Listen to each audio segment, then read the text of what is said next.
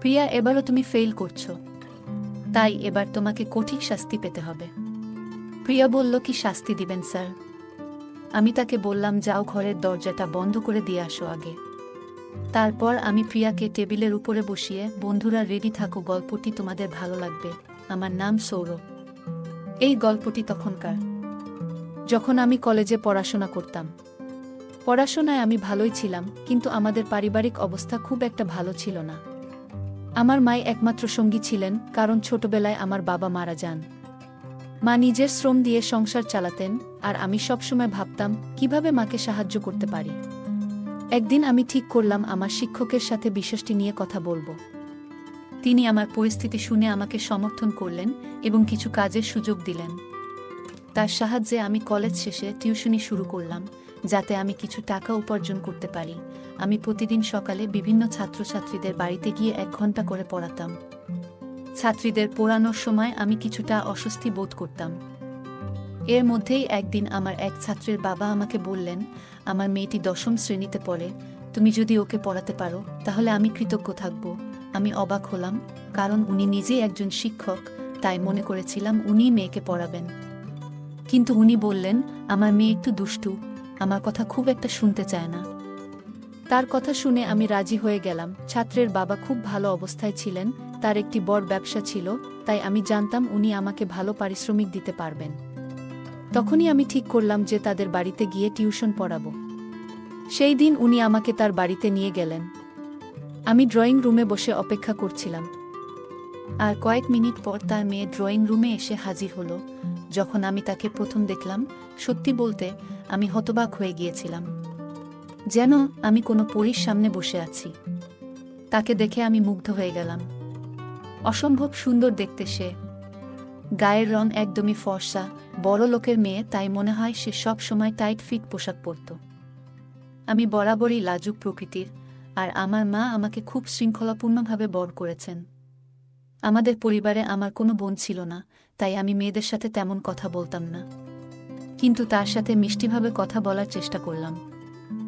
কিছুক্ষণ পড়ানোর পর আমি বললাম, আজকের জন্য এখানেই পড়ানো শেষ, আমি এখন যেতে পারি। তার নাম ছিল প্রিয়া, এবং তার কথা আমার মনে খুব গভীরভাবে গেঁথে গিয়েছিল, কারণ সে ছিলই অনেক সুন্দর। পরদিন তাকে আবার দেখলাম, সে তার বন্ধুদের সাথে খেলছিল, আর আমি হঠাৎ চোখ নামিয়ে নিলাম, কারণ সে অনেক শর্ট পোশাক পরেছিল। সে আমাকে দেখে তাড়াতাড়ি ঘরে ঢুকে গেল। কিছুক্ষণ পর সে ড্রেস চেঞ্জ করে আসে। কিছুক্ষণ পর সে আবার পড়াশোনা করতে আসলো, তবে এবার একটা লম্বা টি শার্ট পরেছিল, যা আমাকে অনেক অস্বস্তিতে ফেলেছিল। এর আগে সে মিনি টপ পরেছিল এবং বলেছিল, স্যার, আগামীকাল আমার পরীক্ষা আছে। আমি তাকে পরীক্ষার জন্য ভালোভাবে প্রস্তুত করিয়েছিলাম এবং বলেছিলাম, তুমি এই পরীক্ষায় ভালো করবে, আমি নিশ্চিত। তবে সে কিছুটা চিন্তিত ছিল, বলল, স্যার, বায়োলজি খুব কঠিন, হয়তো ভালো নম্বর পাবো না, কিন্তু পাশ করব। আমি তাকে সান্ত্বনা দিলাম এবং বললাম, কিছু হবে না, সব ঠিক হয়ে যাবে। সে তখন একটু দুশ্চিন্তায় ছিল, কিন্তু আমি তাকে আশ্বস্ত করলাম। তারপর মজা করে বললাম, যদি ফেল করো তাহলে শাস্তি পাবে। সে একটু হেসে বলল, ঠিক আছে স্যার, আমি যদি ফেল করি আপনি যে কোনো শাস্তি দিতে পারেন। এরপর আমি অপেক্ষা করতে লাগলাম পরীক্ষা শেষ হওয়ার জন্য। মনে মনে মজা পেয়েছিলাম, আর প্রিয়ার পরীক্ষার পরের দিনটা নিয়ে ভাবছিলাম, সে ফেল করলে আমি তাকে কি শাস্তি দিব। পরের দিন প্রিয়া এলো, আর সে বলল, স্যার, আমি ফেল করেছি। আর আমি মজা করে রাগ দেখিয়ে বললাম, তোমাকে ভালোভাবে পড়িয়েছি, কিন্তু তুমি ফেল করেছ। সে আমার কথা শুনে হেসে বলল, স্যার, আপনি যেই শাস্তিই দেন আমি তা মেনে নেব। আমি হাসলাম, আর আমাদের দুজনের মধ্যে একটা ভালো সময় কাটল। প্রিয়াকে দেখে আমার মনের ভেতর একটা অদ্ভুত অনুভূতি জেগে উঠল। আমি তাকে বললাম, শাস্তি পেতে চাইলে তোমাকে আগে ভালোভাবে মনোযোগ দিতে হবে পড়াশোনায়। সে এসে আমার পাশে বসল। তখন আমি তাকে মজা করে জিজ্ঞাসা করলাম, তোমার বয়স কত? সে বলল, 16 বছর, আর আমার বয়স তখন 21 বছর। দিন দিন সে আমার কাছাকাছি বসতে শুরু করে। আমি বুঝতে পারছিলাম, এই বয়সে ওকে শাস্তি দিতে চাওয়া মানে ওর পড়াশোনায় আরও ফোকাস আনতে চাওয়া। আমি বললাম, তোমার পরিবারের কাছে এটা নিয়ে কিছু বলবে না, কারণ আমি চাই তুমি নিজে থেকে উন্নতি করো। সে শান্তভাবে মাথা নাড়ল। হতো সে অন্য কিছু ভাবছিল। আমি মনে মনে ভাবছিলাম, আমার নিজের মনও এদিকে খুব একটা সায় দিচ্ছিল না।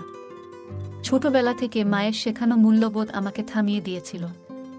তাই আমি শেষমেশ সিদ্ধান্ত নিলাম, আজ তাকে শাস্তি দেব না, বরং ভবিষ্যতে কোনো ভুল করলে সেখান থেকে শেখার সুযোগ দেব। আমি তাকে পড়ানোর জন্য ফের মনোযোগ দিলাম, আর সে হাসিমুখে পড়ায় মন দিল। এর কিছুদিন পর স্যার আমার কাছে এলেন। তিনি আমাকে বললেন, তোমার সাথে একটা কথা আছে প্রিয়াকে নিয়ে। আমি ভাবলাম, স্যার কি বলতে চাইছেন? স্যার বললেন, আমাকে কয়েকদিনের জন্য বাইরে যেতে হবে। শহরে আমার আর কেউ নেই, তাই আমি চাই আমার মেয়েকে তোমার জিম্মায় রাখি। তুমি তো দায়িত্ব নিতে পারবে, তাই না? আমি মনে মনে অনেক খুশি হলাম। ভাবলাম তাহলে তাকে আমি সারা দিন পাশে পাবো। স্যারের কথায় আমি একটু অবাক হয়ে গেলাম, কিন্তু মনের গভীর থেকে ভাবলাম, যেহেতু মা বাড়িতে আছেন, তাই আমি এই দায়িত্ব নিতে পারবো। আমি স্যারকে বললাম, কোনো সমস্যা নেই, আমি ওকে দেখে রাখবো। স্যার তখন প্রিয়াকে ডেকে বললেন, তোমাকে কয়েকদিনের জন্য সৌরভ স্যার এর কাছে থাকতে হবে। তার মা তোমার দেখাশোনা করবে। তার মুখ চোখ দেখে মনে হলো সেও অনেক খুশি হয়েছে। জানি না কেন, প্রিয়া তার ছোট ব্যাগ নিয়ে প্রস্তুত হয়ে গেল। আর স্যার আমাকে বললেন, দেখো, ও একটু দুষ্টু, কিন্তু তুমি তাকে ঠিকঠাকভাবে পরিচালনা করতে পারবে। আমি আশ্বাস দিলাম, কোনো চিন্তা নেই স্যার। এরপর প্রিয়াকে নিয়ে বাড়ি ফিরলাম এবং মায়ের কাছে রেখে দিলাম, যাতে সে পড়াশোনায় মনোযোগ দেয় আর ভালোভাবে সময় কাটায়। আমি মোটরসাইকেলে ছিলাম, তাই প্রিয়াকে আমার পিছনে বসালাম। তার ব্যাগটি আমার সামনে রাখলাম, যাতে সে আরাম করে বসতে পারে। প্রিয়া আমার কাঁধে হালকা করে হাত রাখল, আর আমি একটু অস্বস্তি অনুভব করলাম, যেন আমার হৃদয়ে দ্রুত ধুকপুক করছিল। যদিও আমি নিজেকে শান্ত রাখার চেষ্টা করছিলাম, মনের মধ্যে অদ্ভুত একটা অনুভূতি হচ্ছিল। মনে মনে আমি নিজেকে অনেক ভাগ্যবান ভাবছিলাম, কারণ এত সুন্দর একটা মেয়েকে আমার বাইকের পিছনে নিয়ে যাচ্ছি। পুরোটা পথ সে আমার অনেক কাছাকাছি বসেছিল। তাই বাড়ি ফিরে আম্মার কাছে সব খুলে বলার সিদ্ধান্ত নিলাম। আমি মাকে ডেকে বললাম, আম্মা, তোমার সাথে কিছু গুরুত্বপূর্ণ কথা আছে।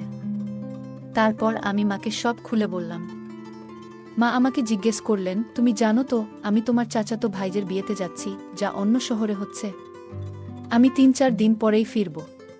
কিন্তু তুমি প্রিয়াকে নিয়ে এসেছো, আর আমি না থাকলে ও এখানে কিভাবে থাকবে? মায়ের কথা শুনে আমার মনে পড়ল যে বিয়ের কথা আমি একদম ভুলে গিয়েছিলাম। এখন কি করব, এটা ভেবে কিছুটা অস্বস্তি হচ্ছিল। আমি মাকে বললাম, আম্মা, এখন তো প্রিয়ারও বাবা শহরের বাইরে, তাকে ফেরত পাঠানো সম্ভব না। তুমি যদি বিয়েতে যাও, আমি ওর দেখাশোনা করব। মনের ভিতর আমার অনেক কল্পনা জাগতে শুরু করল। কিভাবে একই বাড়িতে আমরা দুজন থাকব, প্রিয়া এটা কিভাবে নিবে? মা কিছুটা চিন্তিত হয়ে বললেন, এলাকার মানুষ কি বলবে? তুমি এটা করতে পারবে না। আমি মাকে বুঝিয়ে বললাম, মা, তুমি কেন এত চিন্তা করছো? তুমি আমার উপর ভরসা রাখো, আমি সবকিছু ঠিকঠাকভাবে সামলে নেব। তুমি নিশ্চিন্তে বিয়েতে যাও, আমি আমার দায়িত্ব ঠিকমতো পালন করব, আর তুমি আমার উপর পুরোপুরি বিশ্বাস রাখতে পারো। মা শেষমেশ আমার উপর বিশ্বাস রেখে বিয়েতে চলে গেলেন, আর প্রিয়া আমার সাথে থেকে গেল। রাতের বেলা প্রিয়া জিজ্ঞেস করল, স্যার, আপনার মা এখনো আসেনি? আমি তাকে আশ্বস্ত করে বললাম, না, মা খুব তাড়াতাড়ি ফিরে আসবে, চিন্তা করো না। পরের দিন ছুটি ছিল, তাই প্রিয়ার পড়াশোনার ব্যাপারে কিছুটা ফাঁকি দিতে চাইল। সে বলল, কাল স্পোর্টস ডে, তাই আমি আজ স্কুলে যেতে চাই না। আপনি কি কাল আমাকে পড়াবেন? আমি তাকে মজা করে বললাম, তুমি আগে ভালো করে ঘুমাও, কাল তো ছুটি আছে। তারপর আমরা পড়াশোনা নিয়ে বসব। সে হাসি মুখে ঘরে চলে গেল। ঘুমানোর জন্য সে একটি সুন্দর নাইট ড্রেস পরেছিল, যা তাকে অনেক সুন্দর লাগছিল। আমি শুধু তার দিকে চেয়ে থাকছিলাম। আমি বুঝতে পারছিলাম যে হয়তো আমার উচিত ছিল প্রিয়াকে আগেই কিছু সত্যি কথা জানানো। আমি চাইনি ওর মনে কোনো খারাপ ধারণা তৈরি হোক। ঘরে আমরা দুজন ছাড়া আর কেউ নেই, এটা জেনে প্রিয়া অস্বস্তি বোধ করতে পারে। আমি নিজের ঘরে গিয়ে শুয়ে পড়লাম, তখন হঠাৎ অনুভব করলাম দরজা একটু খুলে গেছে। মনে হচ্ছিল কেউ আমার পাশে বসে আছে। আমি আলো জ্বালানোর জন্য উঠে দাঁড়ালাম, এবং তখনই দেখি প্রিয়া আমার বিছানার পাশে দাঁড়িয়ে। আমি অবাক হয়ে জিজ্ঞেস করলাম, তুমি এখানে কেন? সে লজ্জিতভাবে বলল, আমি একা ঘুমাতে পারছি না। ছোটবেলা থেকেই আমি বাবার ঘরে ঘুমাই, আর এখন পুরো বাড়িটা একেবারে ফাঁকা। আমার ভয় লাগছে। আমি চুপ করে শুনছিলাম। বুঝতে পারলাম ও আসলেই খুব অস্বস্তিতে আছে। আমি তাকে শান্তভাবে বললাম, তুমি তো এখন আর ছোট নও, আমাদের এক ঘরে থাকা উচিত নয়। কিন্তু সে বলল, জানি, কিন্তু আমি একা থাকতে পারছি না। খুবই অসহায় লাগছে। রাতে একা ঘুমানো আমার পক্ষে সম্ভব নয়। তার কথা শুনে আমি বিব্রত বোধ করছিলাম, কারণ ও সত্যিই খুব ভয় পাচ্ছিল। আর মনে মনে ভাবছিলাম তার মনে কি কিছু চলছে নাকি। আবার আমি পরিস্থিতি সামাল দিতে বললাম, ঠিক আছে, আমি কিছু একটা ব্যবস্থা করি। তারপর আমি মেঝেতে একটি কম্বল পেতে দিলাম এবং বললাম, তুমি বিছানায় শুয়ে পড়ো আর আমি মাটিতে ঘুমাবো। সে তাড়াতাড়ি বিছানায় শুয়ে পড়ল, কিন্তু আমার মনের মধ্যে একটা অস্থিরতা কাজ করছিল। আমি যদি আগেই জানতাম তাহলে প্রিয়াকে এভাবে আনতাম না। আমি মেঝেতে শুয়ে পড়লাম, কিন্তু প্রিয়া ঘুমের ধরন আমাকে বেশ অস্বস্তিতে ফেলছিল। কারণ রুমের লাইট অন ছিল, প্রিয়া অফ করতে বারণ করেছে। সে ঘুমানোর সময় অনেক নড়াচড়া করছিল আর বিছানায় গুটিয়েছিল। এসব কিছু আমাকে একটু বিব্রত ও অস্থির করে তুলেছিল, তবে আমি নিজেকে শান্ত রাখার চেষ্টা করছিলাম। মনে মনে ভাবছিলাম এই ধরনের পরিস্থিতিতে কিভাবে আরও ভালোভাবে সমাধান করা যেত। আমার আবেগ কিছুটা নিয়ন্ত্রণের বাইরে চলে যাচ্ছিল। পরের দিন সকালে আমি নিজেকে শান্ত রাখার চেষ্টা করলেও প্রিয়া একটু কড়া ধমক দিলাম, তুমি এমনটা কেন করছো? আমি সিদ্ধান্ত নিয়েছিলাম পড়ানোর সময় ওকে একটু বেশি শাসন করব যাতে সে শিখতে মনোযোগী হয়। শুরুতেই আমি ওকে প্রতিটি বিষয়ে মন দিয়ে পড়তে বললাম এবং যদি ও ভুল করে আমি ওকে সংশোধন করতে বলতাম। প্রিয়া কিছুটা অবাক চোখে আমার দিকে তাকালো। আমি বুঝতে পারলাম ওর হয়তো একটু ভয় পেয়েছে, কিন্তু আমি শুধু চাইছিলাম ও যেন পড়াশোনায় আরও মনোযোগ দেয়। তবুও কিছু সময় পর ও বলল, ঠিক আছে, আমি আর কিছুতেই আপনাকে বিরক্ত করব না।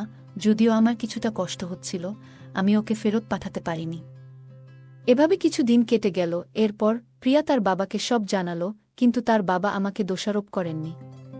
বরং উনি বললেন, আমি জানি আমার মেয়ে একটু দুষ্টু, কিন্তু ও এখনো ছোট, তুমি তাকে শাসন করো, কোনো সমস্যা নেই। আমি চুপচাপ শুনে বললাম, এতে কোনো সমস্যা নেই, ও আসলেই এখনো অনেক কিছু শিখছে। স্যারের কথা শুনে মনে হলো উনি আমাকে বুঝতে পেরেছেন। কিছুদিন পর স্যার বললেন যে প্রিয়াকে অন্য একজন শিক্ষক পড়াবে, যাতে ওকে আরও ভালোভাবে গাইড করা যায়। আমি একটু অবাক হয়েছিলাম, কিন্তু বুঝতে পারলাম এটা প্রিয়ার জন্য ভালো। সময়ের সঙ্গে সঙ্গে ওর প্রতি আমার অনুভূতিগুলোও পরিবর্তিত হলো। ধীরে ধীরে ওকে ভুলে যেতে শুরু করলাম, যদিও ওর চোখে দেখা সেই কষ্ট আমার মনে থেকে গিয়েছিল।